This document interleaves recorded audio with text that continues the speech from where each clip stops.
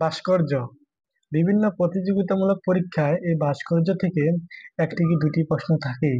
আমার এই ক্লাসটি দেখলে ভাস্কর্য সমস্যা আর থাকবে না ইনশাআল্লাহ।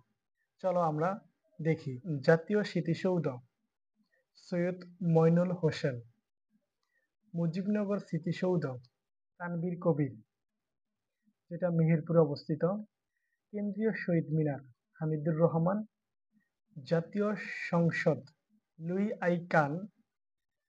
আর জাতীয় সংসদের সহযোগী ভাস্কর ছিলেন বাংলাদেশের মাজহারুল ইসলাম। অপরাজেয় বাংলা, সৈয়দ আবদুল্লাহ খালিদ। রাজু ভাস্কর, সেবল চৌধুরী, গোপাল পাল। স্বাপার্জিত স্বাধীনতার স্বাপার্জিত সংগ্রাম, শামীম শিকদার। দুয়েল এবং শাপলা চত্বর, আজিজুল জলিল পলাশ। তিন নেতার মাজার, মাসুদ আহমেদ। চারুকলা, মাজহারুল ইসলাম। সার্ক ও কদম ফোরাম, নিতুন কুণ্ড। রাজশাহী বিশ্ববিদ্যালয়ে যেটা অবস্থিত ভাস্কর্য, সেটার ভাস্কর নিতুন কুণ্ড, ঠিক আছে। শহীদ বুদ্ধিজীবী স্মৃতিসৌধ, মুস্তফা হারুন কুদ্দুস হিলি। সামস বাংলা, নিতুন কুণ্ড, রাজশাহী বিশ্ববিদ্যালয়।